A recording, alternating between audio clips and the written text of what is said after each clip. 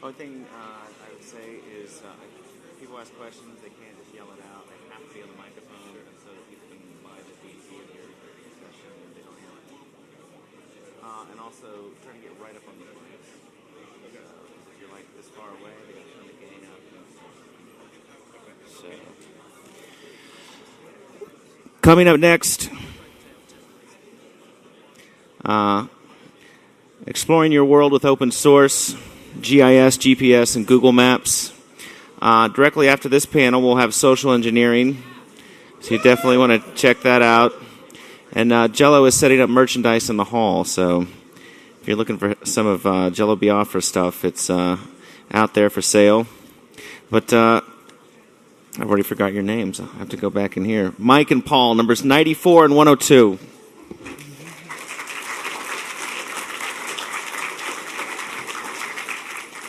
Good afternoon, everyone.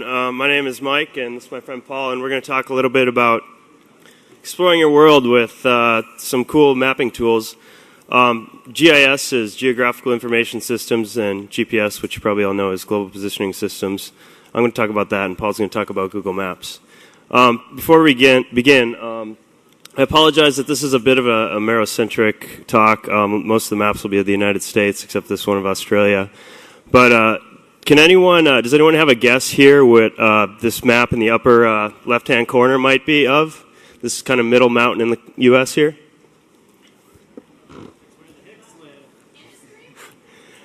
No? Paul thinks it's where the Hicks live. That's probably offensive and not true. It's actually corn production, which, yeah, that's where your corn comes from. So how did I get it all started with this? This all came out of an environmental justice movement that started in Chicago, where a few people took 12 soil samples around the number one lead polluter, which is a brass smelter in Cook County, the county where Chicago is. And we had this map. You see these red dots here. Those are the soil samples we took, and someone drew this nice hand-drawn map, but we wanted to kind of tell a story, like how much lead is in this neighborhood and what kind of maps can we digitize to kind of tell this story.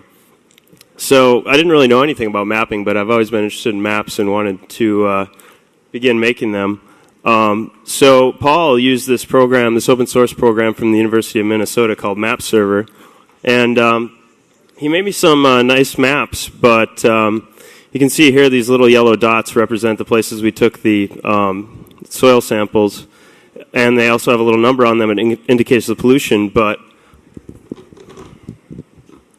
it didn't quite tell the story I wanted to. Right next to the left there of the big red factory, there was 92 times the legal limit of lead allowed. And just by looking at this and looking at the numbers, it didn't quite tell the story that we wanted to tell. So I started out last summer. I had a couple weeks on my hands at the end of the summer, and I started learning GRASS GIS. And I made some pretty crude-looking maps here, which is basically the same thing that you saw in the last slide. But what I did is I interpolated the concentrations of lead into that red box there where we had our highest sample, and also some of the contours that you see those are the legal limits. So anything outside of those contours is, an unsafe level for children to be playing around. So in this talk, I kind of want to give you an overview of what Paul and I are going to be doing. I'm going to be talking just kind of some intro to maps. What is GIS? Why would you want to use open source GIS? A couple of basic geography concepts, projections, things that you need to know to get started, the two different data types, and then the actual software application.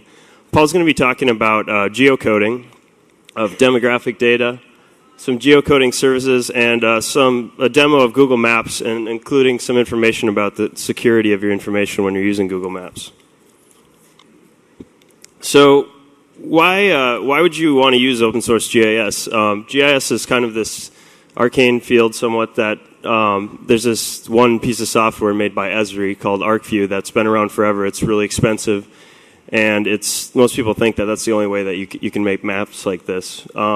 But one of the best attributes about using an open source GIS like this is that you're not locked down to any particular data format. this quote from a book. It's a really good book I recommend. One of the best features of the open source tools is their ability to work with data created by proprietary applications and stored in proprietary formats. There's a lot of good data out there that's not in these proprietary formats, but there also is a lot of good data that is in these proprietary formats. So by using an open source GIS, you're not locked down to any one of these formats, and you can easily work in between them. A couple other reasons for open source GIS. If you don't want to buy or steal the software, it costs $1,500, and it's kind of the Microsoft of the GIS world. And despite this application being so expensive, it's slow and buggy, and it's a big legacy application. It doesn't function like a normal piece of software. And for someone like me, I primarily work in Linux. I do most of my office work on OS 10, and I don't have Windows, and all these applications run on Windows. And sometimes you don't want a full mapping suite. You just want to put a few points on a map, and it's not necessary to go out and buy this full application.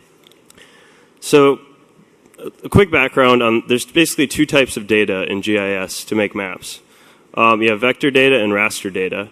And two most common formats of vector data are SVG shape files, which are just vector line files, and tiger lines, which is census data that's freely available. So one of the most basic data type is a point. An example of that is like a city center. Lines like railroads and highways.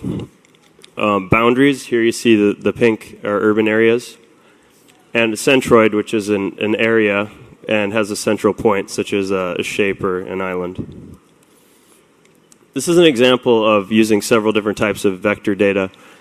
The light-colored background that you see around Minnesota, Iowa, and the central part of the U.S. there is actually the same data that I used to make that three-dimensional map in the beginning. And the little blue and green lines are ethanol plants, which I downloaded off a HTML table and then converted into CSV, and then used geocoding, which Paul is going to talk about, to get the locations of the plants. The other kind of data is raster data, and all of you actually work with raster data. It's formats that like TIFF and JPEG, and basically what it is it's just an image file. You can look at it in a regular image viewer, but each pixel represents an X and Y. So each pixel in the image, even though on your screen it's very tiny, you could say it represents maybe 500 degrees in the X direction and 500 meters in the X direction and 600 meters in the Y direction. And the color part of it represents the data value.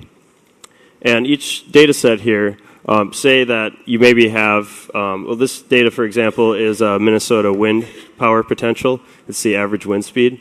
And that varies in between 5 and 10 meters per second. So you just associate a color map with the raster data. And the picture in the lower right-hand corner is just the three-dimensional version of that. A couple of basic geography terms that you need to know. There's two types of coordinates, geographic and projected coordinates.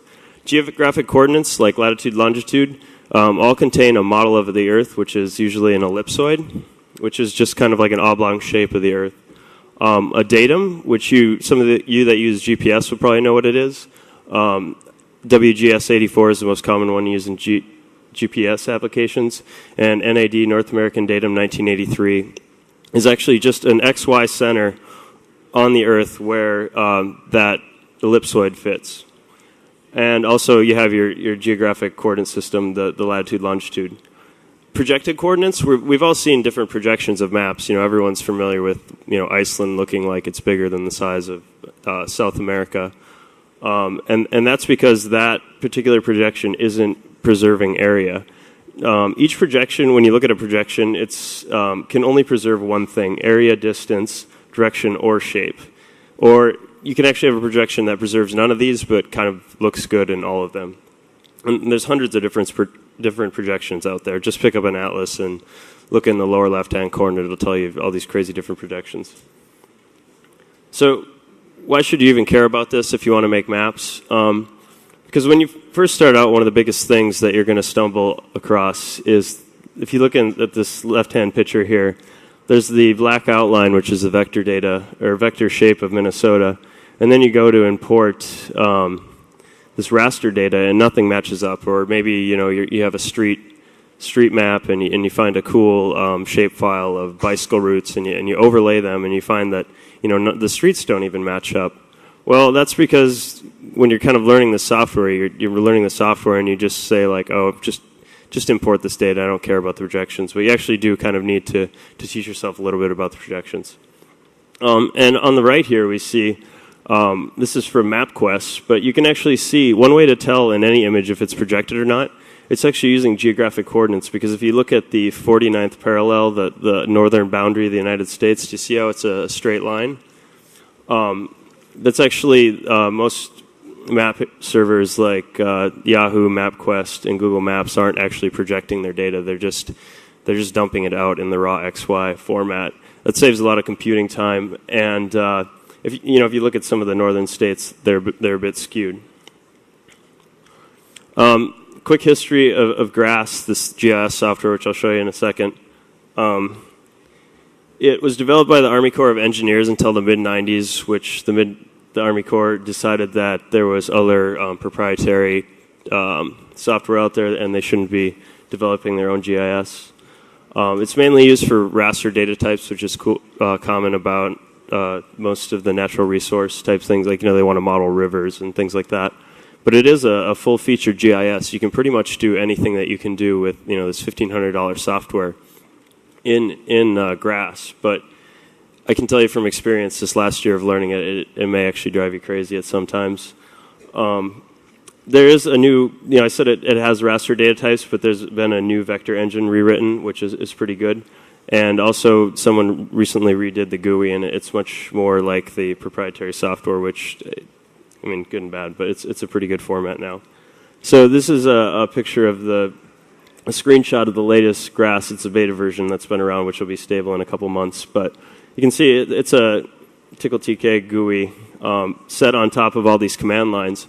One of the best features about having it basically run all these command line tools is you can build a map like this you see here, and then just put all the commands that you used to make the map in a file, in a script file, and then the next time you want to make a map like this, you just run the script. I should mention too that it runs on Windows, Linux, and OS 10. If you run it on Windows, you need Cygwin to do it. You can make professional-looking maps in GRASS. This is one I recently made. It's Minnesota 80-meter wind speed and transmission lines. It's to try and figure out where we should build transmission lines in order to develop wind power.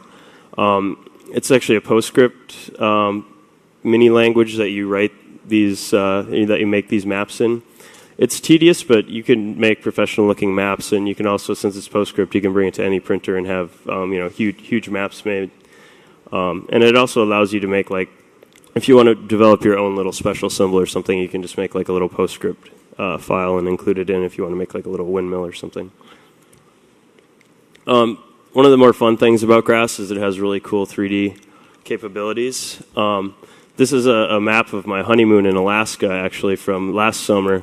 The red lines are the routes where my wife and I bicycled, and the way I made this map was I just took an outline of Alaska and a highway image and just digitized individual points on my route. And then the colorful model that you see is the digital elevation model. And that's a raster image. It comes in a TIFF image, or something you can look at.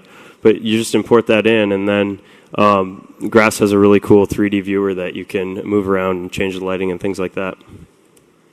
Here's just another example of some 3D maps that I made in GRASS. It's the bathymetry off the coast of central Japan. I'm interested in this because I'm trying to figure out all the places in the world where you can put offshore wind turbines. Moving on to the GPS part of the talk, one of the cooler things you can do with GPS is mark out irregularly shaped areas and put them on a unique map that maybe no one else has done. This is useful if you're out urban exploring and you want to share what you've been doing with other people. And this little graphic here represents, so a couple weekends ago I was trying to write this talk, and trying to develop the GPS part of it. And so I'm using OS 10 and this open source software called GPS Babel, which is it basically can read in any GPS format and output it to many different formats like CSV files or GPX, which is like the XML data GPS format. So this ended up taking way more time than it should have. So you can see here I had to use a little bit of scripting, a little bit of swearing, and a lot of time to just make this outline, which you see here. That's one of my points. If you're really, all you want to do with your GPS is just make some street maps and just make a couple of pretty looking maps. Maybe this route is not for you, but if you actually want to make useful maps that you can plot out and change and share with other people, it is worth the time to learn how to do it using these open source tools. So what you see here, the center object, the kind of purplish object, is Prospect Park in Brooklyn. And what I did is I strapped my GPS receiver to my helmet and biked around the park and then brought it home and imported it into GRASS using those tools I mentioned on the previous page. And the background image is called a DRG, a digital raster graphic, which is available from the U.S. Geological Survey, and I overlaid the two maps. And you can see that I was able to take this kind of irregular object, which might have not been so easy to pick out on the map, and get some useful statistics off of it and perfectly match up its location. You see on the bottom there, it says it's 338 acres, and I figured out the length too. So that's a pretty useful thing you can do. Some other ideas that you can do is, so if you want to map maybe some cool industrial ruins that you found, you can take your GPS receiver and just walk around the perimeter of the ruins and then bring it home and mark out on a map where these actually are. And, GPS receivers are maybe within 50 feet or something. You're obviously not going to get it perfect, but when you're dealing with a large object like this, that's definitely an acceptable error. You can also, create hidden trails that you can share with other people. And also, a lot of us know wiggle.net is a great resource that people use GPS to map out Wi-Fi. There's some cool online tools that you can use to visualize GPS data. If you download GPX files with that GPS Babel program that I was talking about, you can just go to this gpsvisualizer.com and upload your files and get some really cool tracks of your elevation change. The different colors represent that change in elevation. There's lots of free data on the web.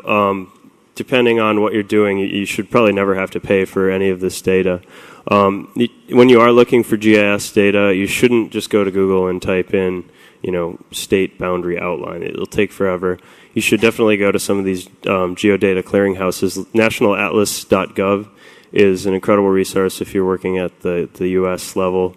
It has all kinds of really great background files, just basic things like lakes, rivers, but also things like, agriculture census and crime statistics, all kinds of things like that. Esri, the evil Microsoft, has a lot of free data available on their website. The U.S. Geological Survey has a seamless data download where you can go to their website and just kind of drag a box out and then download the data that you need. That's how I got the map of Prospect Park. Tiger census data, Paul's going to talk about that. And also TerraServer is good for aerial photos. If you're dealing at the state and county, city level, a lot of places have a GIS office where they basically post all their base files on the website. And, you can also roll your own data like I showed you with that ethanol map that I made. You can just find some data on the net that maybe has, a city and state associated with it and something you want to map out like ethanol plant capacity. And just use geocoding, which Paul's going to talk about, to show how to show where the locations are. If you really get into this, there's a few books that I know most things you can probably just scrape off the web and get some good resources, but there's 3 good books that I recommend. Mapping Hacks, the middle book, Open Source GIS.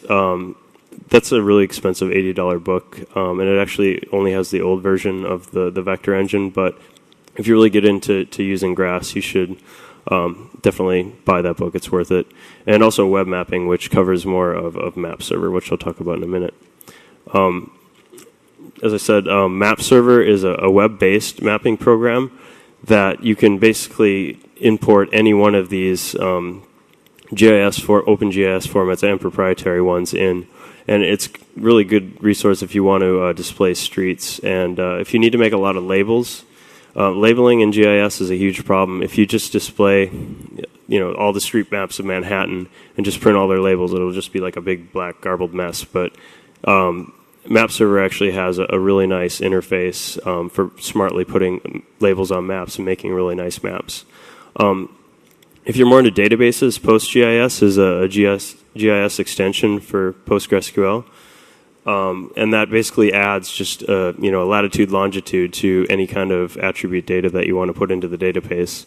And if you need to set up like a distributed web application for displaying maps, PostGIS is good because you can run queries and it only sends the data that you want to display. GPS Babel I mentioned. And if you just want to kind of explore and get into this, QGIS is a great resource that runs on Mac, Linux, and Windows, and you can open up shapefiles and mess around with them. How are we doing? All right. Well, I think I'm going to wrap it up there and pass it over to Paul.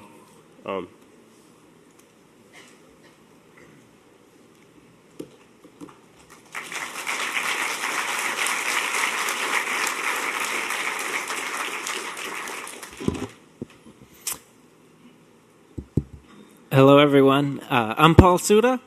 Mike invited me to join him today so that I could kind of maybe fill out this mapping presentation a little bit with a different perspective. A lot of the work that Mike's done are natural resource mapping projects and things having to do with pollution, things with very amorphous kind of odd shapes and areas. Whereas my background is a lot more with analyzing demographic data, doing social research, and doing stuff more with people and places and addresses. So I'm going to talk about two things. The first big topic, or really my main big topic here, is I'm going to talk about geocoding. And I'm also going to talk just a little bit about Google Maps and some of the commercial but free web-based services that are available, and how those things can make your life much easier, but also I'm going to discuss some of the privacy and security implications of using those things. So first of all, geocoding. What is geocoding? Geocoding is just the simple process of taking an address and deriving a latitude, longitude, coordinate point, and then plotting it on a map. This map right here, I created with a little tool that I whipped up using the new version of Google Maps. And I dropped into it this list of addresses. There's a website called fundrace.org where you can get donors to political parties, the addresses of all the donors to a particular political party. I grabbed the RNC donors for this neighborhood and dropped it in here. So all these addresses listed here off to the left side are then, you can see each one corresponds to a point on this map. So when I first got into this stuff and I first started doing geocoding, it was amazing to me that you can just type an address into a computer and bam, you get these points back that tell you where it is. I thought, wow, that's got to be so complicated. What could make that work? And then I really got into looking at this and learning a little more, and I realized it's actually a very simple algorithm that geocoders use to be able to do this magic, taking an address and putting it in, coming out with a point. Geocoding generally consists of kind of two major components. There's the software, which accepts your input, either through a web API or a Perl API or whatever. You pass it an address, and then the software does some stuff, and then it comes back to you with your coordinate points, and maybe some other validation information about your address. The other major component is the data set. The data set for doing geocoding is it's a digital representation of a street map where you have line segments. And each line segment, like this green one on this example, represents a part of a street. If you're out in the country where roads are curvy and windy, you might have a road represented by a bunch of line segments that approximate the curvy part. In a city like this where there's a grid and streets are straight, you have a bunch of line segments where each intersection has a line segment for each street that intersects. And then all this stuff is stored in this big data set file. Each line is labeled with the street name as well as the city and state and zip code where that street exists. The other information that's in a data set has to do with the endpoints of each of these line segments. And this is how it's able to pinpoint an address is, like for this example, one of these endpoints is 407th Avenue. The other endpoint is probably, something like 427th Avenue. Now, I geocoded in this example 401 7th Avenue. So what it did is it takes each endpoint, and for each endpoint it has a house number and it has latitude, longitude coordinates. So knowing that 400 is here and 420 is here and we're looking for 401, it interpolates between those 2 points, finds the approximate distance that the house number we're geocoding is, then takes those latitude, longitude coordinates and kind of finds the approximate in-between spot where the address should be. And that's it. That's how geocoding works. There are a few limitations. One big one is that it doesn't know what side of the street an address is on. Whenever you geocode an address, it's not going to come up with a pinpoint right in the middle of the roof of the house. It's going to come up with a pinpoint on the yellow line in the middle of the street in front of the house. You also have some issues with this interpolation algorithm in places where there's uneven house numbers. Like, in most cities, or a lot of places in a lot of cities, the houses are numbered kind of evenly, and the interpolation works pretty well. But what if you have a block where there's maybe a big building on the end, and its address is like, 419, and it takes up half the block, and then 401 through 417 are all squeezed into the other half of the block. Well, if you geocode the address 417 7th Avenue, let's say that's the case on this block, it may not hit the right spot because the interpolation is a linear thing, but addresses aren't always distributed in a nicely linear way. Other limitations include some of the commercial data set that I'm going to talk about has some, conditions and limitations, it seems, on what people that use that can do. Some data sets also are just limited by how current they are. Stuff changes all the time. New streets are built, streets are torn out, things happen, and all these things are updated on they tell you when they're updated when you get them. And you have to take that into consideration when you're geocoding something that might be especially on the fringes of a metropolitan area in the suburbs where there are a lot of new developments. Sometimes you can wind up with a lot of new stuff that's not in one of the data sets. So the two, I'm going to kind of just stick to only talking about working within the U.S. I don't have any experience working with international geocoding. I'll talk a little bit about what I know in a minute, but within the U.S., there are two major data sets that just about everybody uses. One is the Tiger data set that's put out by the United States government. It's built by the Census Bureau, and it's used when they do the census. They gather demographic information block by block and house by house and record all of that in great detail. And so they needed a good data set that would let them describe in a computer exactly where addresses were. So the Census Department developed the Tiger data set. It's freely available. You can download it off the web. To get the entire data set for the United States, it's about 4 gigabytes. It comes as a big set of zipped up text files.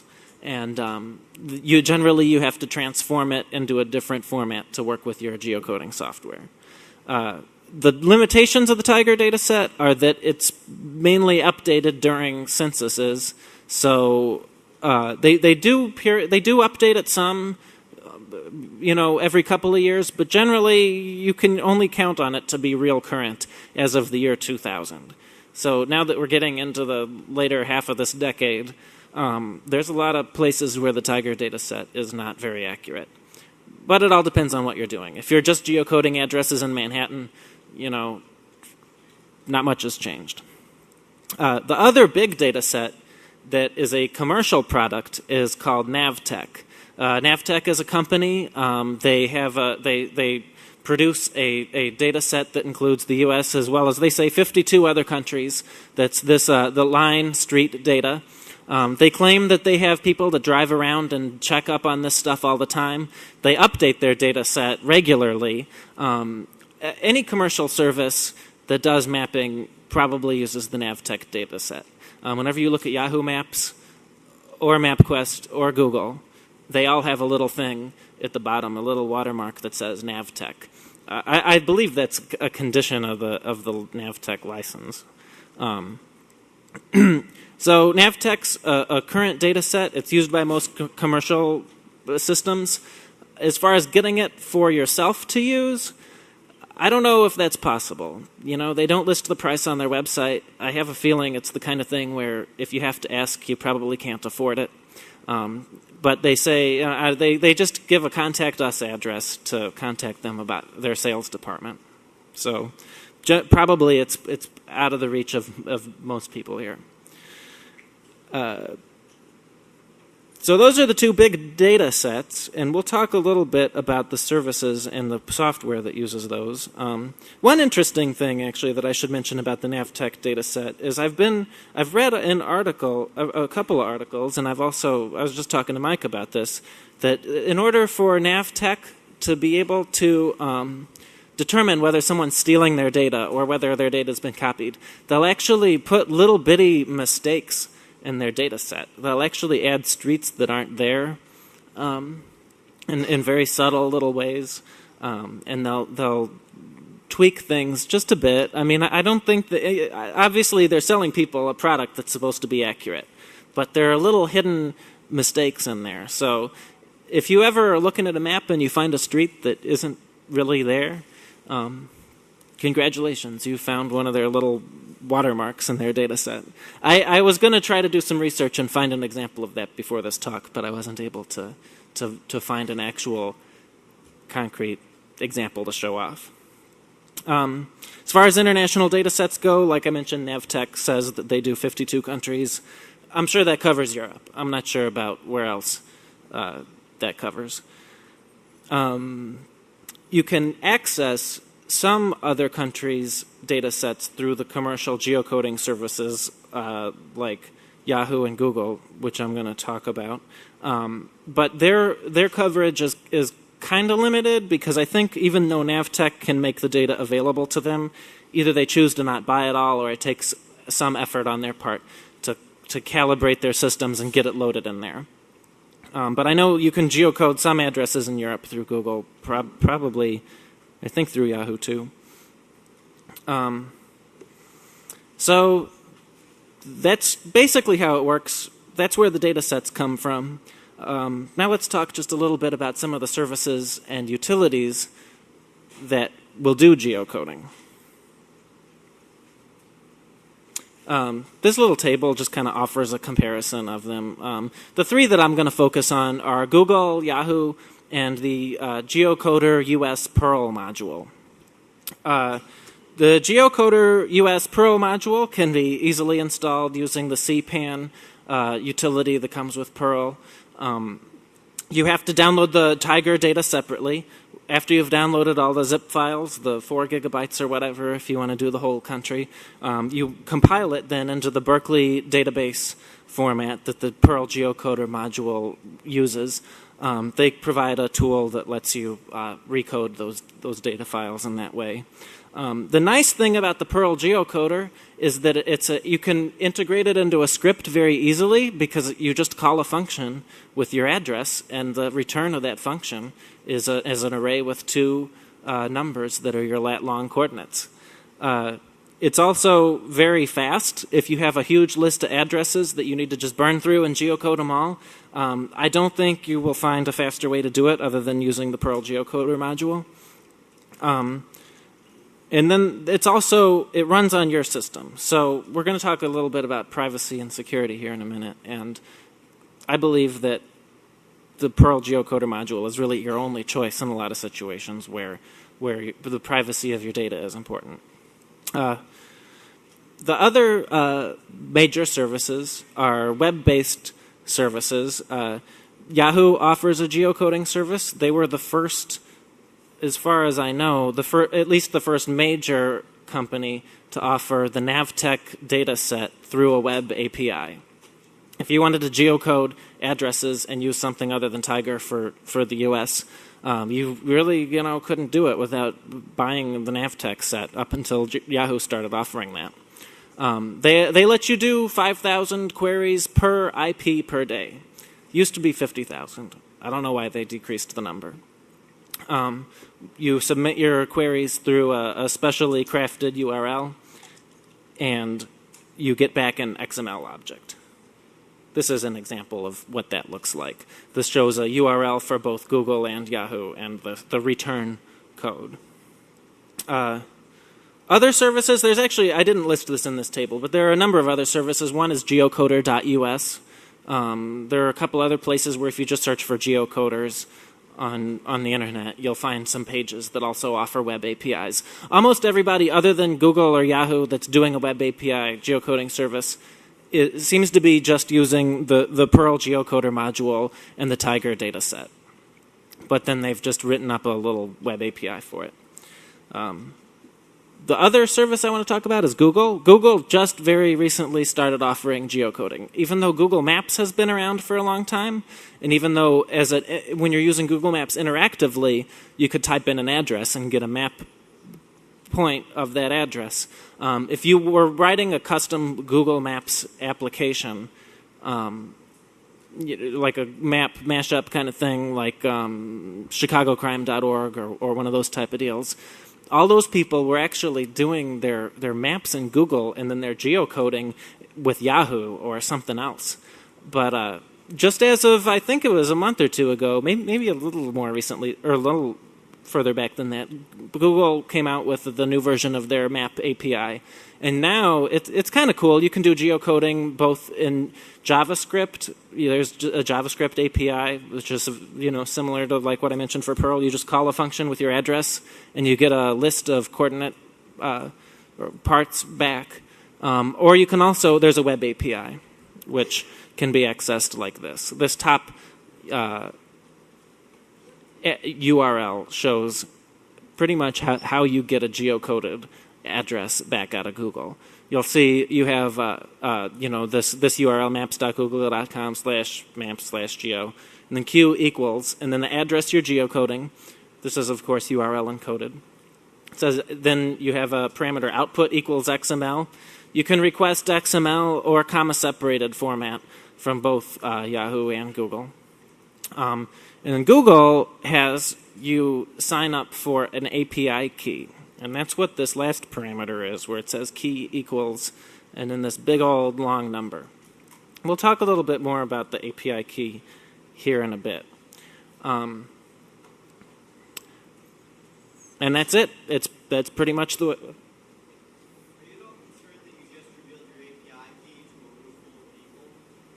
Well, whenever you make a Google Maps page, you put the API key in the header. So, I mean, I'm not just concerned about that because everybody has to give their API key out. What's that? It is tied to a web address. We'll get into that in just a minute. I'm going to talk a little bit about this API key business towards the end.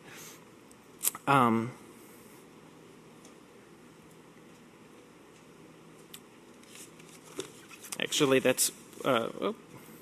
So, as far as privacy and security considerations go, I think they're... Okay.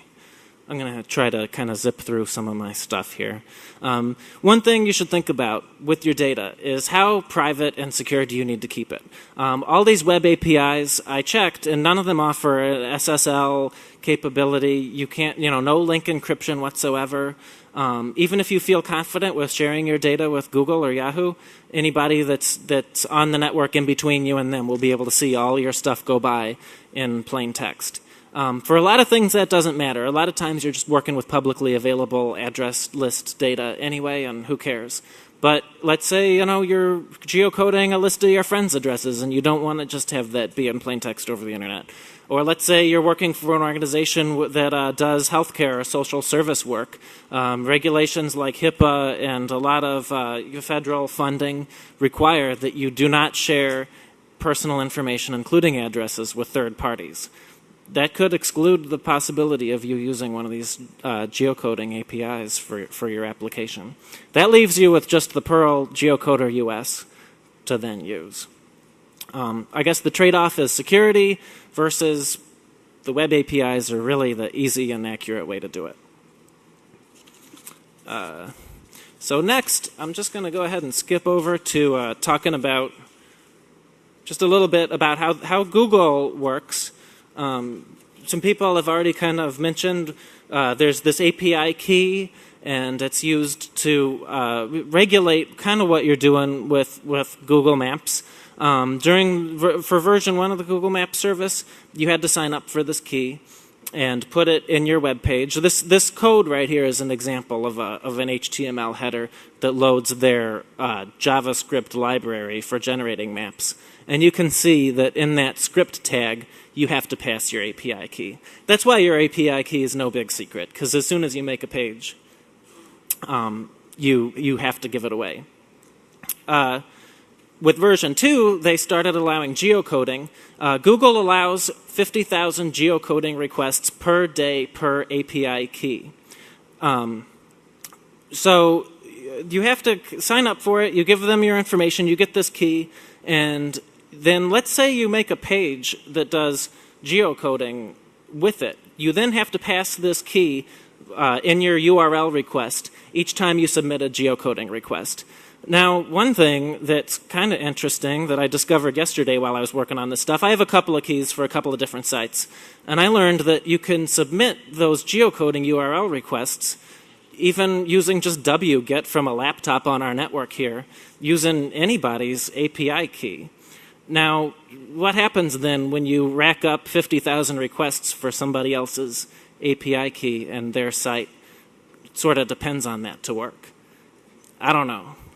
I'll leave that experiment up to you guys. So that's pretty much it for me.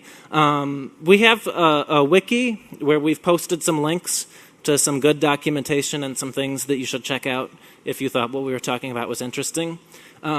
This address is a real simple little tool that I created for just kind of to learn some stuff about the new API and show off how it works for you guys here. So check out this manufacture.com/maps. That map of the Republican National Committee donors, I made that in like 10 minutes yesterday just by cutting a list of addresses and pasting it right into this kind of neat little tool that I made.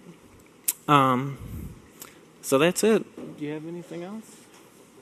Okay, we're going to open it up for questions. Please step up to the mic to ask questions, because we want to make sure and get this recorded and all. Just had a minor detail question about when you were geocoding addresses based on the predetermined line segments, and you mentioned the side of the street as it's not included in the information. When you calculate the endpoints, are a specific side of the street used, and how does that exactly match up if they're doing different numbers? Like, do they swap on like the first endpoint and the second endpoint for the left and right side, or?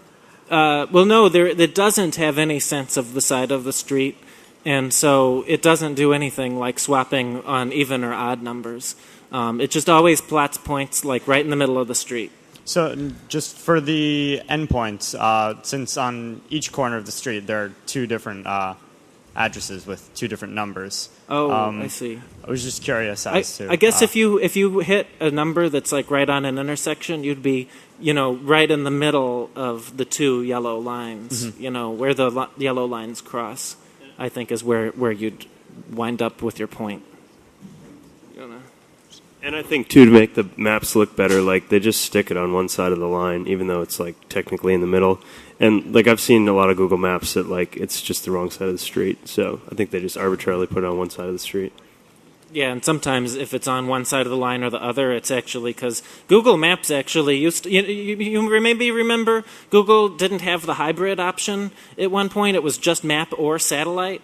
Well, I think they had some some alignment problems because I remember making like my own hybrid map when there wasn't the hybrid option, and doing a screen capture of the satellite and doing a screen capture of the street, and then putting them together, and realizing that they don't even come close to matching up. So sometimes, then they fixed that. I mean, they fixed that, and that's why now you can click hybrid and see them both at once. But sometimes it's just skewed, and if it looks like it's on one side of the street, it's because it's just off, rather than that it's supposed to be like that. Hey, I'm a GIS specialist in New Jersey working for a county government, and I use the evil Esri software, which I purchased for $250 as a student, which works out. But yeah, well, one thing about giving it to you as a student, though, like when you get to your job, that's all you know, and then you make your employer pay the expensive rate. That's my take. That's all they buy, so yeah. That's what I got. With the center lines and like finding out which side of the street it's on, when we geocode streets, I'm doing it right now, we do it from left to left, from right to right, which is like pretty much a standard. So it does know which side of the street it's on, and it's based on how the line segment works. Like if it's going from here to there, the left is going to be from left, from right to right.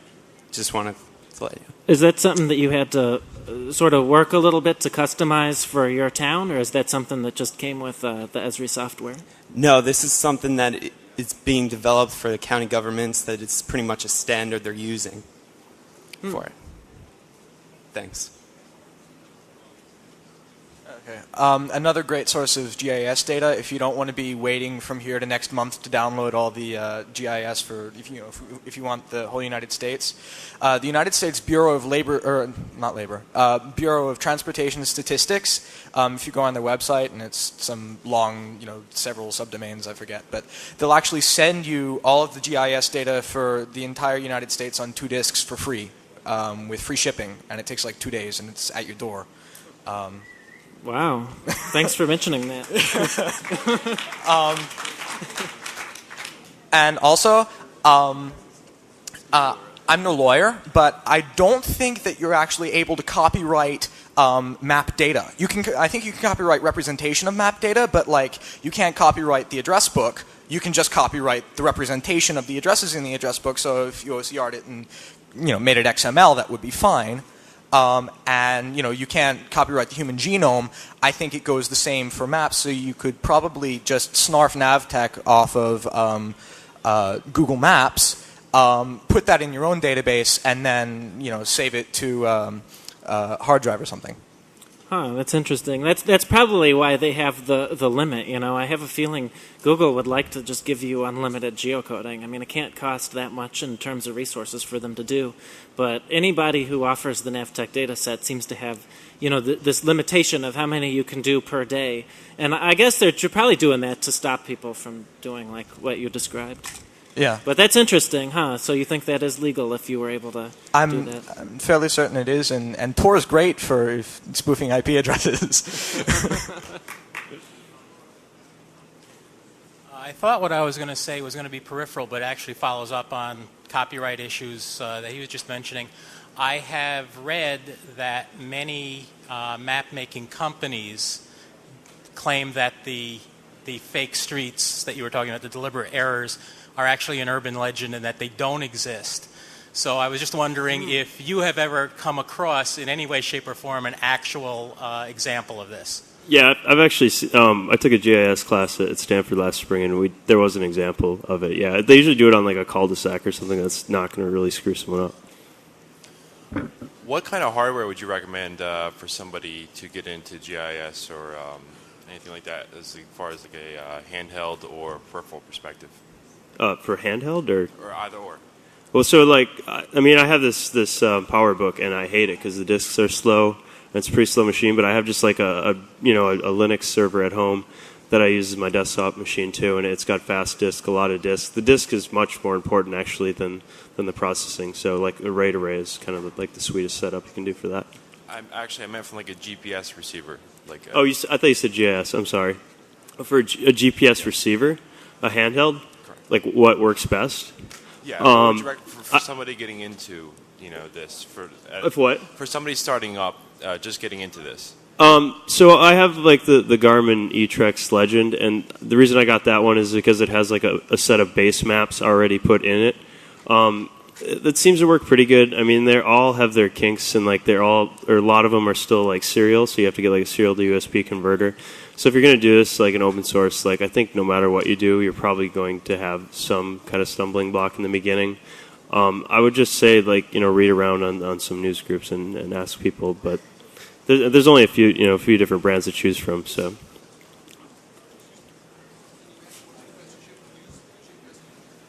Does the Tiger database include demographic information from the census? And if it doesn't, do you have recommendations on where to find demographic information? You can download block by block demographic information from the Census Department. I'm trying to remember quite how that links to Tiger. I think there might be block numbers or something that are also associated with the line segments, I think. I know the Tiger data set itself, the line geocoding data set, contains a few extra things other than just the lines and the points and the house numbers. It contains stuff like the size of the road and the road conditions, like whether it's gravel or pavement. But yes, you can get demographic information, a total breakdown by race, income, bracket, a bunch of other things, number of people per house. That's all freely available on the web from the Census Department and can be linked to addresses easily. Thank you. How often is this updated? How often is GRASS updated? No, it's Yahoo. Or I mean, or Yahoo and Google, the geocoders. They use the Navtech data set, and Navtech claims to continually update their data set. All right, and why is some of the images blurry? Because I go to like a certain part of the state, usually not in the urban areas, but in the rural areas, it's blurry when I go to Google Maps. So, I'm sorry. The satellite image. Oh, why are the satellite images blurry? I don't know. There's just, in the urban areas, there's much higher resolution images.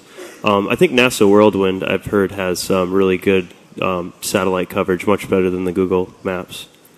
Oh, and as far as how often do they update the satellite imagery, I think it's just very piecemeal. Like if you look at a lot of states, especially I've noticed this in the Midwest, you'll see like in Missouri, most of the imagery will be like kind of consistent, but then you'll see a couple of counties or blocks of things where you can tell it was like the photograph was taken in a different season or something, like the trees will all be a different color. And sometimes that seems, I'm not sure if that actually just means it came from a different source or if that also means it came from like a different time, like way different than the surrounding stuff. But it seems they don't get all, like Google Maps does not use all their satellites. It's slow and buggy, and it's a big legacy application. It doesn't function like a normal piece of software. And for someone like me, I primarily work in Linux. I do most of my office work on OS 10, and I don't have Windows, and all these applications run on Windows. And sometimes you don't want a full mapping suite. You just want to put a few points on a map, and it's not necessary to go out and buy this full application. So, a quick background on, there's basically two types of data in GIS to make maps. You have vector data and raster data. And two most common formats of vector data are SVG shape files, which are just vector line files, and tiger lines, which is census data that's freely available.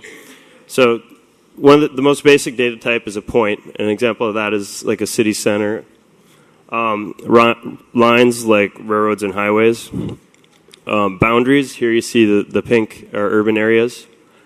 And a centroid, which is an area and has a central point, such as a shape or an island.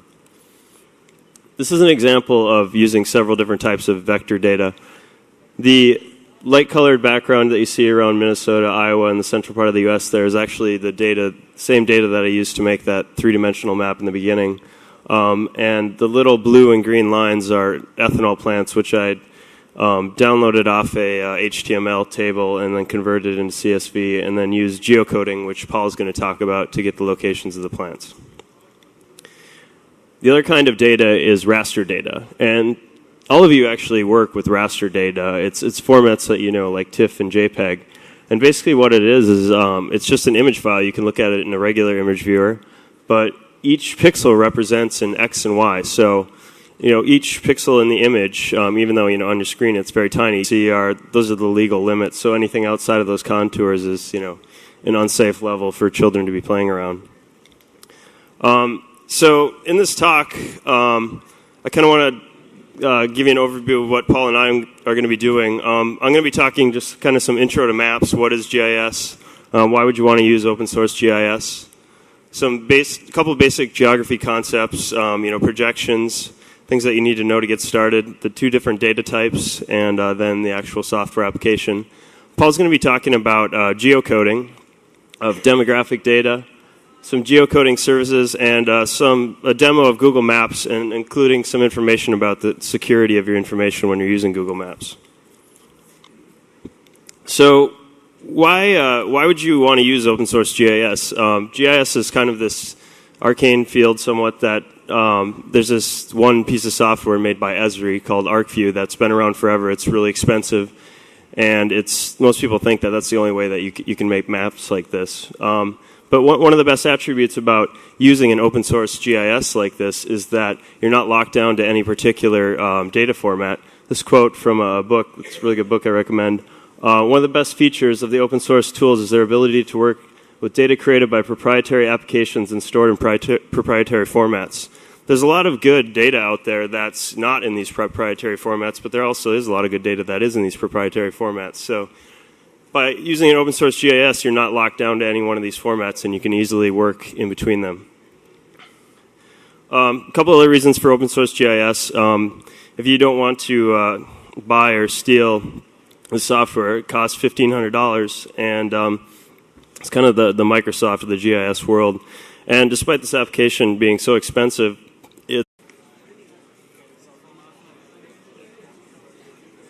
One thing I would say is if people ask questions, they can't just yell it out. They have to be on the microphone so that people can buy the PC of your discussion and they don't yell it. And also try to get right up on the mics. If you're like this far away, they got to turn the gain up. So, coming up next, exploring your world with open source, GIS, GPS, and Google Maps. Directly after this panel, we'll have social engineering, so you definitely want to check that out. And Jello is setting up merchandise in the hall, so if you're looking for some of Jello Biafra stuff, it's out there for sale. But I've already forgot your names. I'll have to go back in here. Mike and Paul, numbers 94 and 102.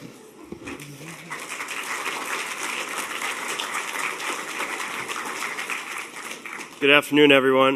My name is Mike, and this is my friend Paul, and we're going to talk a little bit about exploring your world with some cool mapping tools.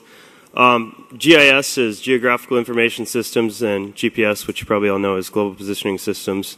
I'm going to talk about that, and Paul's going to talk about Google Maps.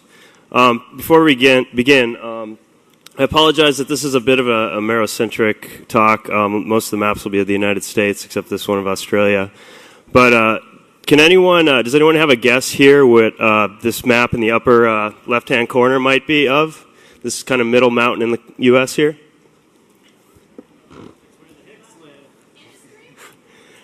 No? Paul thinks it's where the Hicks live.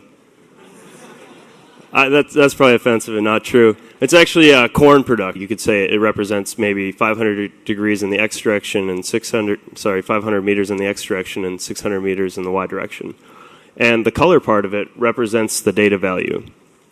And each data set here, say that you maybe have, well, this data, for example, is Minnesota wind power potential. It's the average wind speed. And that varies in between like 5 and 10 meters per second. So you just associate a color map with the raster data. And the picture in the lower right-hand corner is just the three-dimensional version of that. A couple of basic geography terms that you need to know. There's two types of coordinates, geographic and projected coordinates. Geographic coordinates, like latitude, longitude, all contain a model of the Earth, which is usually an ellipsoid, which is just kind of like an oblong shape of the Earth. A datum, which some of you that use GPS will probably know what it is. WGS 84 is the most common one used in GPS applications. And NAD, North American Datum 1983, is actually just an XY center on the Earth where that ellipsoid fits. And also you have your geographic coordinate system, the latitude, longitude. Projected coordinates, we've all seen different projections of maps. You know, everyone's familiar with, Iceland looking like it's bigger than the size of South America. And that's because that particular projection isn't preserving area. Each projection, when you look at a projection, it's can only preserve one thing: area, distance, direction, or shape. Or you can actually have a projection that preserves none of these, but kind of looks good in all of them. And there's hundreds of different projections out there. Just pick up an atlas and look in the lower left-hand corner. It'll tell you all these crazy different projections. So, which, yeah, that's where your corn comes from. So how did I get it all started with this? This all came out of an environmental justice movement that started in Chicago, where a few people took 12 soil samples around the number one lead polluter, which is a brass smelter in Cook County, the county where Chicago is. And we had this map. You see these red dots here. Those are the soil samples we took, and someone drew this nice hand-drawn map, but we wanted to kind of tell a story, like how much lead is in this neighborhood and what kind of maps can we digitize to kind of tell this story. So I didn't really know anything about mapping, but I've always been interested in maps and wanted to begin making them. So Paul used this program, this open source program from the University of Minnesota called Map Server, and he made me some nice maps, but you can see here these little yellow dots represent the places we took the soil samples, and they also have a little number on them. It indicates the pollution, but it didn't quite tell the story I wanted to. Right next to the left there of the big red factory, there was 92 times the legal limit of lead allowed. And just by looking at this and looking at the numbers, it didn't quite tell the story that we wanted to tell. So I started out last summer. I had a couple weeks on my hands at the end of the summer, and I started learning GRASS GIS. And I made some pretty crude-looking maps here, which is basically the same thing that you saw in the last slide, but what I did is I interpolated the concentrations of lead into that red box there where we had our highest sample, and also some of the contours that you